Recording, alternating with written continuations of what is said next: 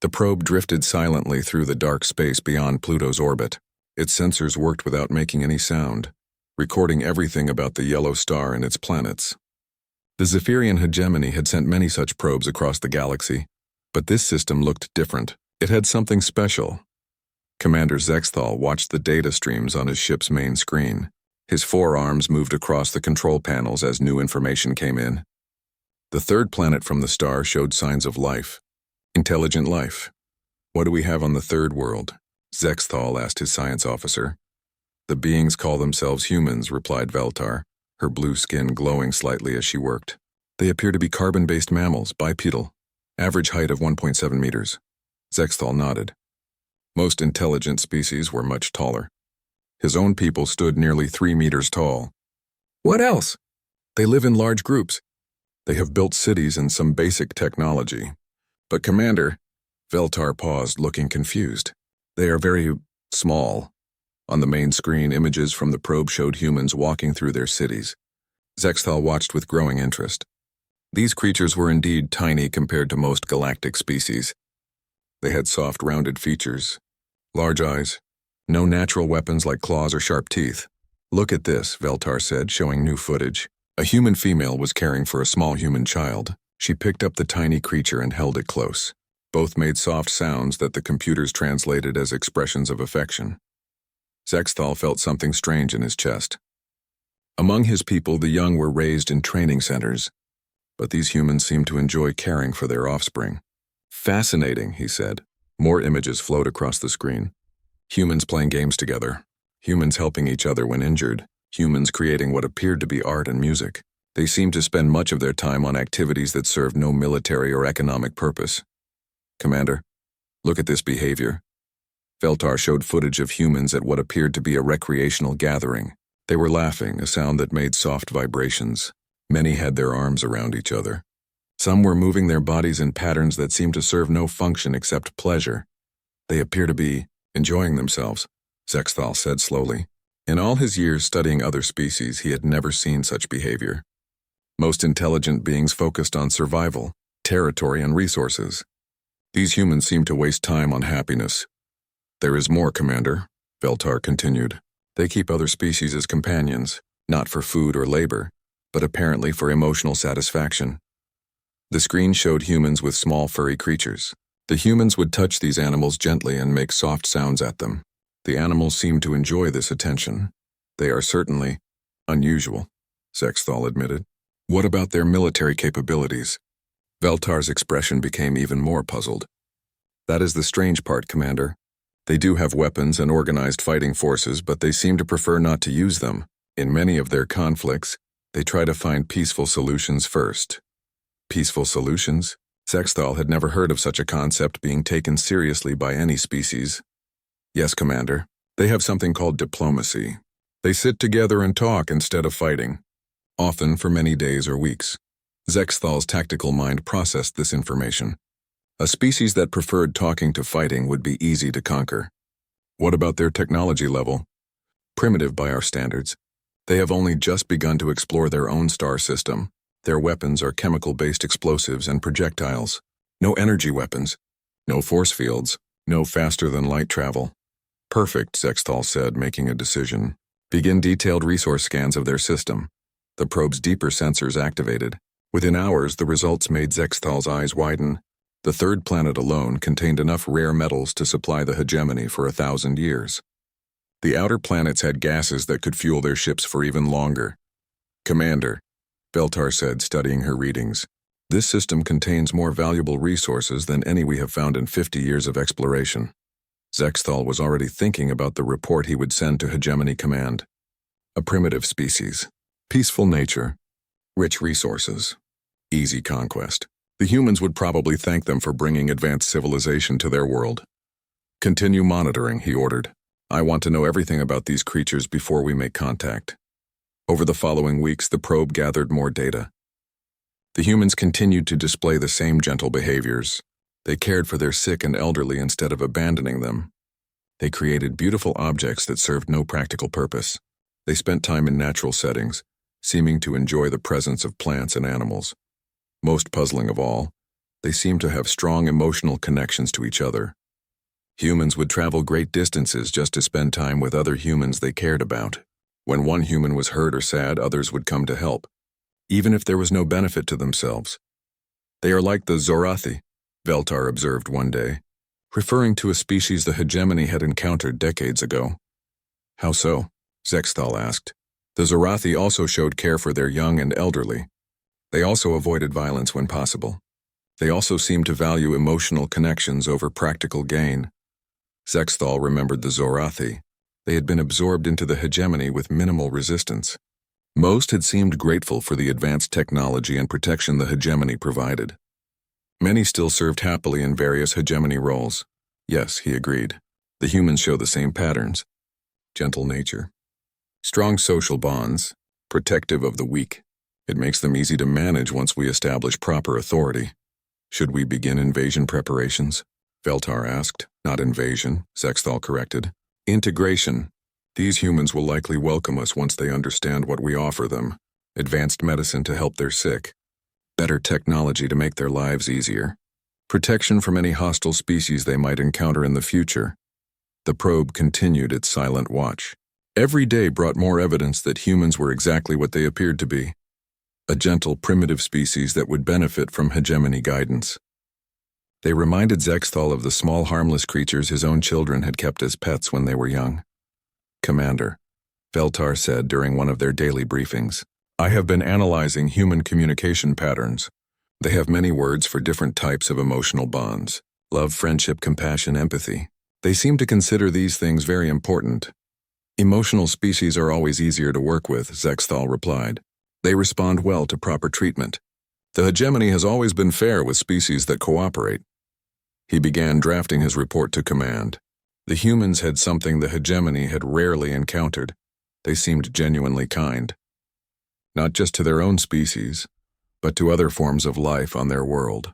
They would probably be delighted to meet advanced beings from the stars. The report would recommend immediate diplomatic contact, followed by standard integration procedures. A small fleet would be sufficient, perhaps just a diplomatic vessel and a few support ships to demonstrate hegemony technology. As Zexthal finished his report, he found himself looking forward to meeting these fascinating creatures. In a galaxy full of aggressive, territorial species, the humans were refreshingly different. They would make excellent additions to the hegemony. The probe continued its quiet observation, sending data across the light years to the hegemony fleet. Soon first contact would begin. The hegemony diplomatic ship appeared at the edge of Earth's solar system on a Tuesday morning. It was massive, nearly 2 kilometers long, with smooth silver walls that reflected the distant sun. The ship's arrival sent waves through every government on Earth. Ambassador Kethvar stood in the ship's observation deck, looking at the small blue planet ahead. He was the hegemony's best diplomat, chosen specifically for first contact situations. His experience with dozens of species had taught him how to approach new civilizations with the right mixture of authority and kindness. The humans have detected us, reported his aide. A young Zephyrian named Morden. They are sending communication signals. Good, Kethvar said. Open a channel to their leaders. The main screen activated, showing a room filled with humans.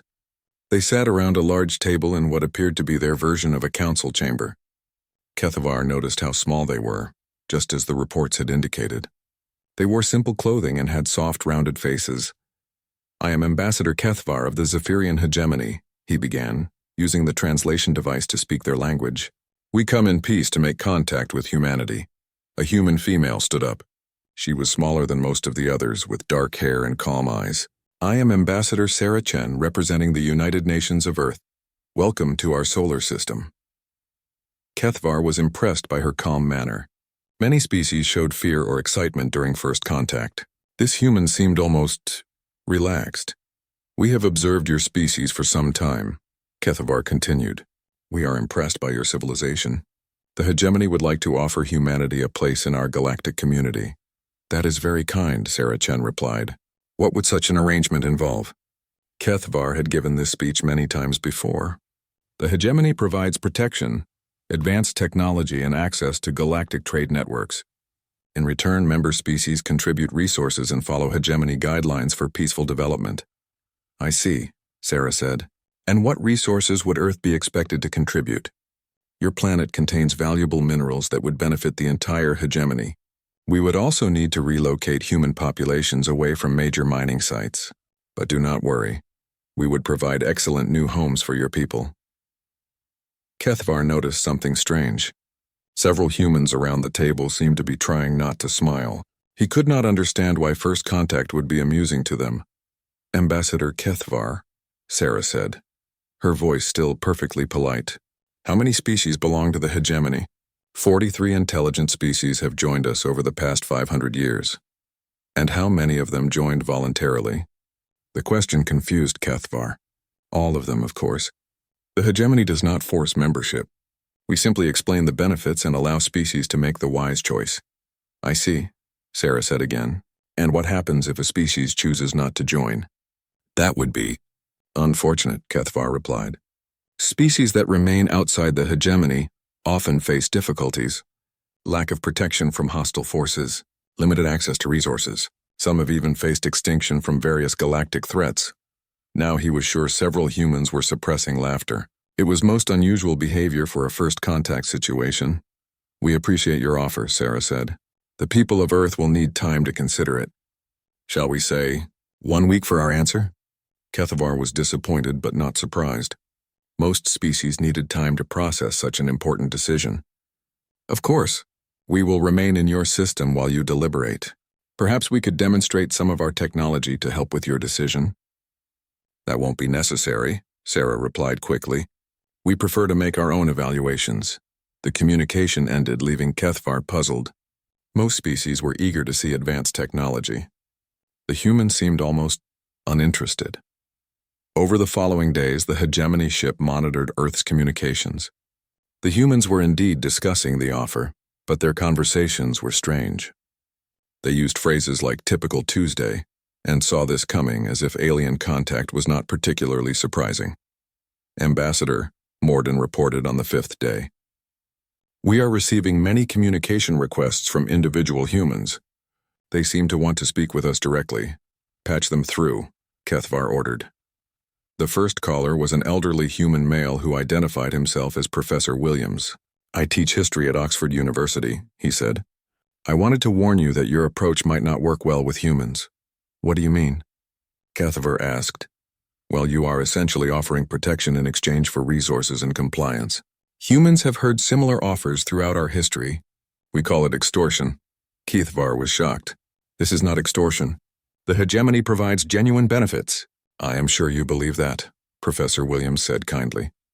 But you might want to reconsider your strategy. Humans respond poorly to threats, even polite ones. The next caller was a young human who introduced herself as Dr. Martinez. I study animal behavior, she said. I noticed your species is much larger than humans. Do you perhaps come from a world with larger predators than Earth? Yes, Kethvar replied, wondering where this was leading.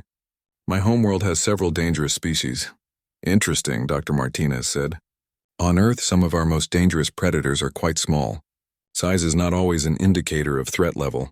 Threat level? Kethvar was confused. Humans are clearly not threatening. You are a peaceful species. Dr. Martinez smiled in a way that made Kethvar suddenly uncomfortable. We can be peaceful, yes, but we can also be other things. More calls came throughout the day. A farmer who politely suggested the hegemony might want to study Earth's history books. A teacher who recommended they read about something called the Vietnam War. A child who asked if the hegemony had ever fought against humans before, and seemed disappointed when Kethvar said no. On the 7th day, Ambassador Chen contacted the hegemony ship again. The same calm expression was on her face, but something in her eyes had changed. Ambassador Kethvar, she said, thank you for your generous offer. After careful consideration, humanity must respectfully decline membership in the hegemony. Kethvar had expected this possibility, but he was still disappointed. Are you certain? The benefits of membership are substantial. We are certain, Sarah replied. We prefer to remain independent.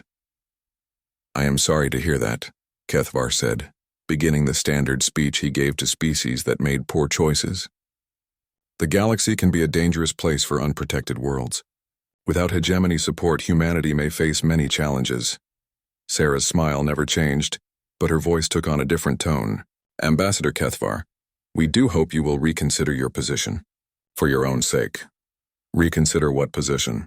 The position that Earth's resources belong to anyone but humanity. Kethvar felt a chill run through his body. The human's voice was still polite, but something in it reminded him of the sounds predators made on his homeworld, just before they attacked. Are you threatening us? He asked. Of course not, Sarah said, her smile becoming wider. We are simply expressing concern for your well-being. We would hate for there to be any misunderstandings. The communication ended, leaving Kethvar staring at the blank screen. In 50 years of diplomacy, no species had ever spoken to him like that, especially not a species that was supposed to be gentle and peaceful. Ambassador, Morden said quietly, should we begin standard procedures? Standard procedures meant calling in the military fleet to convince reluctant species to reconsider their decision. It was usually a simple matter of demonstrating superior force. Yes, Kethvar said, though something deep in his mind was suggesting this might not be simple at all. Send the message to command. Request a full integration fleet. As the diplomatic ship prepared to leave the solar system, Kethvar took one last look at the small blue planet. The humans had seemed so harmless during their observations. Gentle, caring, peaceful creatures who spent their time creating art and caring for their young. But Sarah Chen's final smile haunted him as they jumped to hyperspace. It was the same expression his own species wore just before they went hunting. The hegemony invasion fleet arrived in Earth's solar system 3 months after the failed diplomatic mission. Admiral Thexmore commanded from his flagship, a massive dreadnought that could crack planets. 47 ships followed behind him, carrying enough firepower to defeat most civilizations in the galaxy. Begin standard invasion protocol, Thexmore ordered. Establish orbital superiority, then demand surrender. The fleet moved toward Earth with practiced efficiency. Thexmore had conquered 17 worlds using the same tactics. Show overwhelming force, demand submission, accept surrender. It usually took less than a day. Admiral, his tactical officer, reported. The humans are broadcasting on all frequencies. Put it through. Ambassador Sarah Chen appeared on the main screen.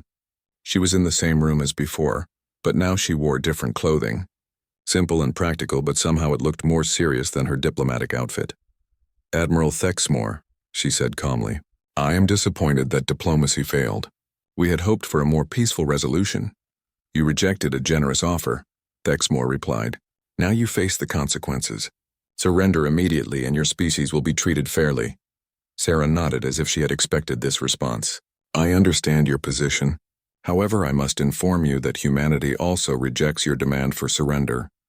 Then your species will suffer unnecessarily. Perhaps, Sarah said. But Admiral, I want you to know that we tried to warn your ambassador. We genuinely hope to avoid this situation. The communication ended. Thexmore was puzzled by the human's tone. Most species showed fear or anger at this point. Sarah Chen had sounded almost sad. Begin Phase 1, Thexmore ordered. Establish beachheads on their moon and outer colonies. Minimal civilian casualties. The first wave of landing ships launched toward Luna, Mars, and several asteroid mining stations. Initial reports were encouraging. Human defenses were exactly as predicted. Primitive kinetic weapons and chemical explosives. Several human settlements surrendered immediately when faced with hegemony ground forces. But then the reports began to change. Admiral, the ground commander on Luna, reported, We have secured the main colony, but we are experiencing unusual resistance. What kind of resistance? The humans who surrendered are not staying surrendered, sir. They keep escaping and attacking our forces. Thexmore frowned. Most species accepted their situation once defeated. Increased security measures. We have, sir. But these humans are different than expected. They seem to know our equipment. And tactics better than our own intelligence, suggested they should. More reports came in from Mars. Human colonists, who had seemed helpless, were suddenly displaying combat skills that made no sense for a peaceful species. Worse, they seemed to be learning hegemony tactics in real time and developing countermeasures. Admiral, the tactical officer said, studying incoming data. We are receiving strange transmissions from Earth. What kind of transmissions? Educational broadcasts, sir. The humans appear to be showing their population recordings. of various Earth creatures hunting. Prey. Thexmore watched in confusion as the screen showed images of small Earth mammals pursuing much larger animals across vast distances. The narration was in human language, but the translation was disturbing. This is called persistence hunting, the human narrator explained cheerfully. Humans can run for hours without stopping. We are not the fastest predators, but we are among the most patient. We simply follow our prey until it becomes exhausted. Why would they broadcast hunting techniques during an invasion? Thexmore wondered. His question was answered when the scene changed to show human soldiers moving through a Martian settlement. They moved with the same patient, methodical pace as the hunters in the nature program. Hegemony forces tried to establish defensive positions, but the humans simply waited, watched, and struck when their enemies were tired or distracted. Admiral, came another report from Luna. We have a problem. One of our patrol squads has gone silent near the research facility. Send a recovery team. 20 minutes later. Admiral, the recovery team found the patrol squad. They were neutralized by a single human, a female who identified herself as Dr. Elizabeth Torres, marine biologist. A scientist defeated an entire squad? Yes, sir. She used improvised weapons created from laboratory equipment and knowledge of our physiology that she should not have possessed. Thexmore was beginning to feel uneasy. How did a human scientist know hegemony physiology? Unknown, sir. But she demonstrated detailed knowledge of our respiratory system, nervous system, and structural weak points. The situation on Mars was deteriorating even faster. Human colonists who had initially appeared terrified were now conducting coordinated ambush attacks. They used the Martian terrain expertly, as if they had been planning defensive strategies for years. Admiral, his communications officer reported, we are receiving a transmission from the Terran government. Sarah Chen appeared on screen again. She was now in a different location that looked like a command center. Human military officers moved efficiently behind her. Admiral Thexmore, she said with the same calm tone, how are your forces adapting to Mars gravity? The question was so unexpected that Thexmore answered automatically. Our troops are adjusting adequately. Good, Sarah said. We would hate for environmental factors to give us an unfair advantage. We prefer honest combat. What do you mean, honest combat? Sarah's expression changed slightly. For the first time, her smile looked genuinely predatory. We mean combat where both sides understand what they are fighting. Your forces cannot win against hegemony technology. Perhaps not, Sarah agreed. But Admiral, may I ask you something? When your people first evolved intelligence, what did they hunt? Thexmore was confused by the question. Large herbivores, mostly. Why does this matter? Humans evolved hunting different prey, Sarah said. We hunted other humans. The communication ended, leaving Thexmore staring at the screen. Other humans? What did that mean? His answer came over the following hours as reports from the surface became increasingly alarming. Human resistance was not just effective, it was terrifying. They seemed to anticipate hegemony tactics before they were implemented. They turned captured equipment into weapons with modifications that hegemony engineers had not thought possible. Worst of all, they were using psychological warfare. Human soldiers would disappear into terrain that seemed empty, then strike without warning before vanishing again. They left messages for hegemony forces, not threats, but educational materials about Earth's military history. Thexmore found himself reading about something called guerrilla warfare and another concept called asymmetric tactics. The humans had spent their entire recorded history fighting wars against enemies with superior numbers or technology. They had gotten very good at it. Admiral, his ground commander on Luna reported, we need to discuss the human children. What about them?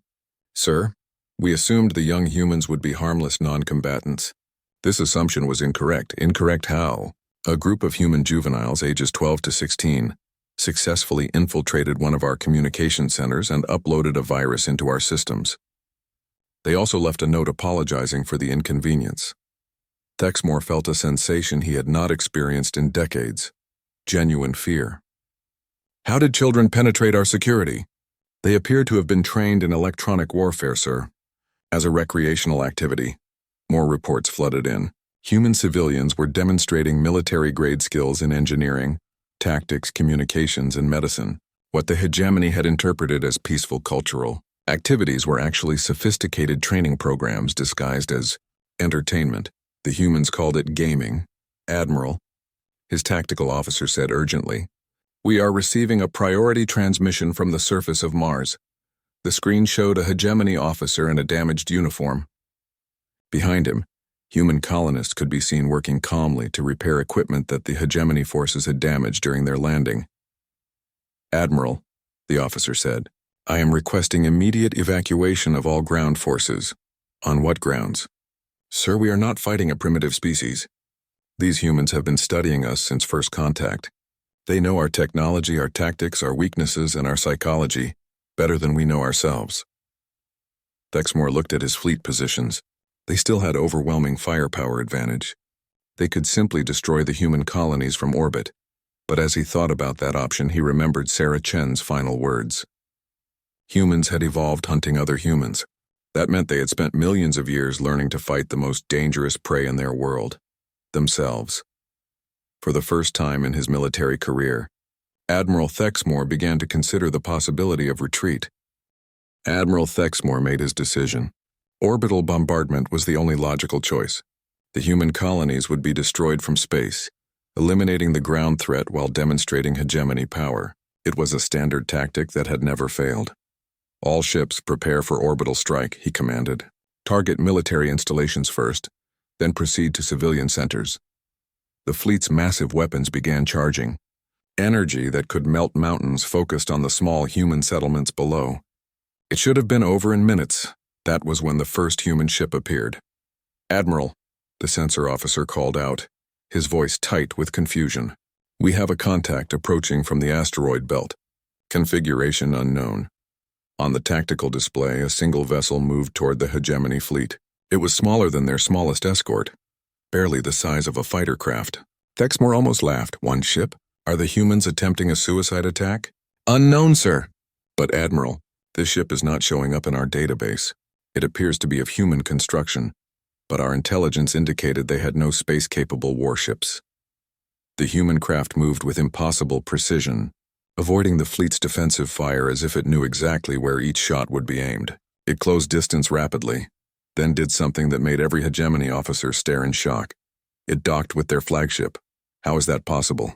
Thexmore demanded. "Our shields are at full strength." Before anyone could answer, the ship's internal alarms began wailing. "Breach in Docking Bay 7. Security teams were reporting contact with human boarders." "Impossible," Thexmore said. "No species has ever successfully boarded a hegemony dreadnought during combat." The reports from the security teams became increasingly frantic. The humans moved through the ship's corridors with perfect knowledge of its layout. They neutralized defensive systems with modifications that should have taken weeks to develop. Worst of all, they seemed to be enjoying themselves. "Admiral," the security commander reported, "the humans are broadcasting music throughout the ship. They appear to be singing while they fight." Thexmore accessed the internal sensors and heard it for himself. Human voices raised in harmony, creating sounds that were somehow both beautiful and terrifying. The songs had a rhythm that matched their movement through his ship. "What are they singing about?" The translation is, "Unusual, sir. The songs appear to be about friendship, exploration, and overcoming challenges together. But they are singing them while systematically dismantling our defenses." More alarms sounded throughout the fleet. Other human ships had appeared. Dozens of them, all small, all moving with the same impossible coordination. They swarmed between the hegemony vessels like insects, too fast and numerous to target effectively. "Where did they come from?" Thexmore demanded. "Unknown, Admiral. Our sensors show they launched from multiple points throughout the solar system. Hidden bases we never detected." The human boarding party reached the bridge faster than should have been possible. When the doors opened, Thexmore expected to see warriors in battle armor. Instead, he saw 5 humans in simple clothing, led by a tall male with calm eyes and steady hands. "Good afternoon," the human said politely. "I am Captain Marcus Rivera of the Terran Defense Force. I would like to discuss terms for your withdrawal from our system." Thexmore stared at the human. "You are aboard my ship. I have 47 vessels at my command. You are outnumbered 1,000,000 to 1. Captain Rivera nodded thoughtfully. "Yes, that does sound like challenging odds. We appreciate that you came prepared for serious negotiations." "Negotiations?" "Of course. You could have simply destroyed our colonies from orbit. Instead, you attempted ground invasion first. That shows respect for civilian lives. We value that approach. Thexmore was completely confused. We are invading your world. Why are you thanking us for our tactics? Because it tells us that your species is not purely aggressive, Rivera replied. You follow rules of engagement. You can be reasoned with. That makes this much easier. Makes what easier? Rivera gestured to a small device one of his companions was holding. We have been learning about your technology while you learned about us. This device will simultaneously shut down the life support systems on every ship in your fleet. Impossible. Our systems are isolated and encrypted. Yes, that was a challenge, Rivera agreed. Fortunately, Dr. Torres, you remember her from Luna, has a gift for biological systems. She helped us understand how to make your own computer networks think they are suffering from a respiratory infection. Thexmore felt his blood turn cold. You are bluffing. Rivera nodded to his companion, who activated the device. Throughout the flagship, lights dimmed as secondary systems shut down. The tactical display showed similar power fluctuations across the entire fleet. Your life support will be restored in 30 minutes, Rivera said calmly. That gives us time to talk. You would kill 47 million hegemony personnel? Of course not. Rivera looked genuinely shocked at the suggestion. We told you. 30 minutes, then life support returns to normal. We are not monsters, Admiral. We simply wanted your attention. Thexmore sank into his command chair. In 200 years of military service, he had never encountered anything like this. What do you want? We want you to leave our system and never return, Rivera said simply. In exchange, we will not disable your ships permanently, and we will provide you with detailed information about human defensive capabilities to share with your government. Why would you give us intelligence about your own defenses? Rivera's expression became serious. Because we want your leaders to understand that attacking Earth is a bad idea. Not because we are weak, but because we are not. The captain moved to the main display and activated it. The screen showed images that made Thexmore's eyes widen. Human settlements throughout the solar system were not small colonies as the hegemony had believed. They were massive installations, carefully hidden and heavily defended. We have been preparing for this day since your first probe entered our system, Rivera explained. Every human in space has military training. Every colony can become a fortress. Every civilian installation contains concealed weapons. The display changed to show Earth itself. The planet's surface revealed launch sites, defense platforms, and industrial complexes that had been completely invisible to hegemony sensors. Your probe saw what we wanted it to see, Rivera continued. A peaceful species that would be easy to conquer. But Admiral, humans learned warfare from the most dangerous opponents in the galaxy. What opponents? Other humans, Rivera said simply. We spent 10,000 years fighting each other before we learned to work together. We know every possible way that intelligent beings can hurt each other, because we tried them all on ourselves. More images flowed across the screen. Human history was a catalog of increasingly sophisticated methods of warfare. They had fought with stones, metal, chemicals, and energy. They had developed tactics for every possible scenario, from individual combat to planetary sieges. But, Rivera continued, we also learned something else during those 10,000 years. We learned that fighting is not the most important thing. Working together is more important. That is why we offered your people friendship instead of war. Thexmore looked around his bridge. His officers were listening to every word, their expressions ranging from fear to fascination. You could have destroyed my fleet, he said slowly. Why did you not? Because we do not want to be your enemies, Rivera replied. We want to be your friends. But Admiral, friendship must be chosen by both sides. It cannot be forced. The human captain walked to the main display and touched a control. The screen now showed Ambassador Sarah Chen in her command center. Admiral Thexmore, she said with her familiar calm smile. I hope Captain Rivera has been helpful in explaining our position. Your position is that you are more dangerous than we believed. Our position, Sarah corrected gently, is that we are exactly what we have always been. We care for our families. We enjoy creating beautiful things. We prefer peace to war, but Admiral, we are also very, very good at protecting what we care about. The display changed one final time, showing human children playing in Earth's parks and schools. But now Thexmore could see what he had missed before. The children's games were training exercises. Their toys were teaching tools. Their songs contained tactical information. Even their laughter sounded different now that he knew what humans truly were. 30 minutes are up, Rivera announced. Life support is returning to normal throughout your fleet. You are free to leave whenever you choose. Thexmore looked at his tactical display. His fleet was intact and fully operational. The humans had demonstrated they could destroy it easily, but they had chosen not to. This is not how conquest is supposed to work, he said quietly. No, Rivera agreed. This is how friendship is supposed to work. We show each other our true selves, and then we choose whether to walk forward together or apart. Admiral Thexmore had conquered 17 worlds. He had never been given a choice like this before. The hegemony fleet retreated from Earth's solar system in complete silence. Admiral Thexmore sat in his command chair, staring at the tactical display that showed 47 warships limping away from a single world. In his 200 years of service, he had never ordered a retreat without firing a shot.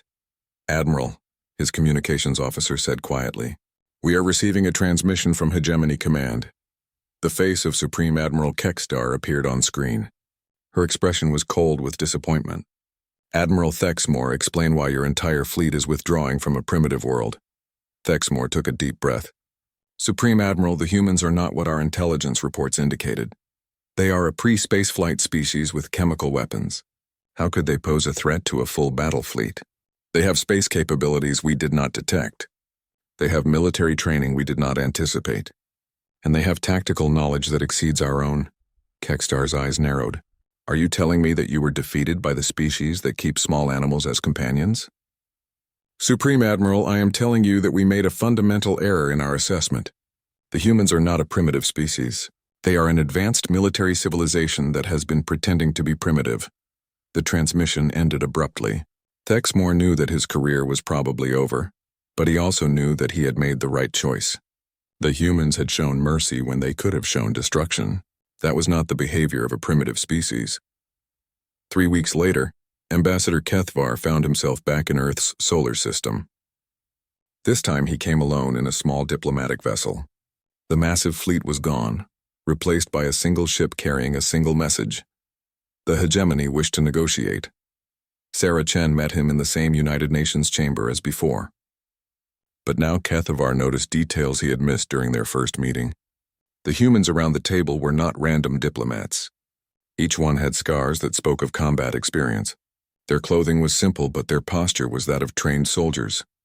Ambassador Kethvar, Sarah said with the same calm smile. Welcome back to Earth. I hope your journey was peaceful. It was, Kethvar replied carefully. Ambassador Chen, I come with authorization from the Supreme Council to negotiate new terms for human hegemony relations. We are listening. Kethvar had prepared this speech during the long journey. The hegemony recognizes that our initial assessment of humanity was incomplete. We would like to offer Earth full membership in the Galactic Council, with all the rights and privileges that entails. That is very generous, Sarah said. What would such membership require from humanity? Nothing more than peaceful cooperation and mutual defense agreements. Your planet's resources would remain under your control. Sarah nodded thoughtfully. And what would humanity gain from this arrangement? Access to galactic trade networks, advanced medical technology, faster-than-light travel, and protection from hostile species. Protection from hostile species, Sarah repeated slowly. Like yourselves? Kethvar felt his face flush. The hegemony is not hostile. We made an error in judgment. Yes, you did, Sarah agreed. But Ambassador, the galaxy contains 43 species that made similar errors when they encountered the hegemony. How many of them had the option to refuse membership? That isn't different. How is it different? Kethvar struggled to find an answer. The truth was that no other species had ever successfully resisted hegemony integration. The humans were the first to demonstrate that membership could be optional. Ambassador Chen, he said finally, what would it take for humanity to consider joining the galactic community? Sarah's expression became more serious. Real partnership, not integration, not membership. Partnership between equals. Yes, decisions made together, not imposed from above. Trade agreements that benefit all parties. Defense pacts that protect everyone, not just the strongest members. Kethvar was quiet for a long moment. You are describing something that has never existed in galactic politics. Then perhaps it is time for something new, Sarah replied. Over the following days, the negotiations continued. But they were unlike any diplomatic talks in galactic history. The humans did not simply react to hegemony proposals, they offered their own ideas. Technologies the hegemony had never considered. Tactical concepts that could revolutionize space warfare. Medical techniques that could extend life for dozens of species. Where did you learn all of this? Cathaver asked during one session. We learned it from fighting each other, Sarah replied. When your own species is your primary enemy, you must become very creative in both war and peace. The final agreement was signed in Earth's orbital station, with representatives from all 43 hegemony species present. But it was not a membership document. It was the founding charter of something new, the Galactic Partnership. Under the new arrangement, humanity gained access to galactic civilization while maintaining complete autonomy. In return, they would share their expertise in conflict resolution, tactical innovation, and adaptive technology. The first test of the new system came 6 months later, when the hostile Brackar Empire attacked the former hegemony border. The traditional response would have been a massive fleet engagement that would cost millions of lives. Instead, the partnership tried the human approach. Captain Rivera led a small diplomatic mission to the Brackar homeworld. He went alone, carrying only a datapad containing human military history. He spent 3 days with the Brackar military leadership, showing them detailed records of human warfare. The Brackar Empire withdrew their invasion fleet and requested formal peace talks. How did you do it? Admiral Thexmore asked Rivera when he returned. Thexmore had been promoted to Partnership Defense Coordinator after his experience with humans had proven invaluable. We showed them what humans learned about war, Rivera replied. Then we showed them what humans learned about peace. Both lessons are equally important, and they just stopped attacking. Rivera nodded. The Brackar are warriors. They understand strength, but they also understand futility. Once they saw how humans had spent 10,000 years perfecting both war and peace, they realized that fighting the partnership would be like fighting themselves. You mean pointless? I mean educational, Rivera corrected. The Brackar learned what every human child knows. The best way to end a fight is to make your enemy understand that fighting you will teach them nothing except pain. As the months passed, the Galactic Partnership grew. Species that had never been allowed to refuse hegemony membership found themselves with genuine choices. Trade routes that had been controlled by military force became cooperative ventures. Conflicts that would have required fleet actions were resolved through what humans called aggressive diplomacy. Dr. Elizabeth Torres returned to her marine biology research, but now she studied specimens from 43 different worlds. Her laboratory had become a center for interspecies medical research, where human adaptability combined with alien technology to produce treatments that no single species could have developed alone. Ambassador Sarah Chen was elected as the first president of the Galactic Council, a position that had never existed under hegemony rule. Her first official act was to establish the Department of Species Relations, tasked with preventing the kind of misunderstandings that had nearly led to war with Earth. We must never again assume that cute equals harmless, she announced to the assembled species representatives, or that small equals weak, or that peaceful equals helpless. The galactic databases were updated with new classifications. Humanity was no longer listed as endearing primitives. Their new designation was more accurate. Adaptive apex cooperators, approach with respect and genuine friendship. But in the margins of the official reports, there was an unofficial note that had been added by every species that had dealt with humans. Warning: Terrans appear deceptively harmless. They are not. However, they are also genuinely kind. Treat them with honest respect and they will respond with loyalty, creativity, and protection. Treat them with deception or threats and they will respond with educational violence. They prefer the first option but are exceptionally skilled at the second. On Earth, human children still played with stuffed animals and sang songs about friendship. But now their games included scenarios from 43 different worlds, and their songs were translated into dozens of galactic languages. They were still cute, but the galaxy had learned not to mistake cute for helpless. In the end, the humans had given the galaxy something it had never had before: The understanding that the most dangerous species could also be the most peaceful, and that true strength came not from the ability to destroy enemies, but from the wisdom to turn enemies into friends. The lesson had been expensive for some to learn, but it had been worth every cost. The galaxy was no longer ruled by fear and force. It was guided by respect and cooperation. And somewhere in the partnership archives, there was a recording of Ambassador Sarah Chen's final words to Admiral Thexmore. "We told you we were dangerous. We just didn't tell you that our most dangerous weapon was friendship."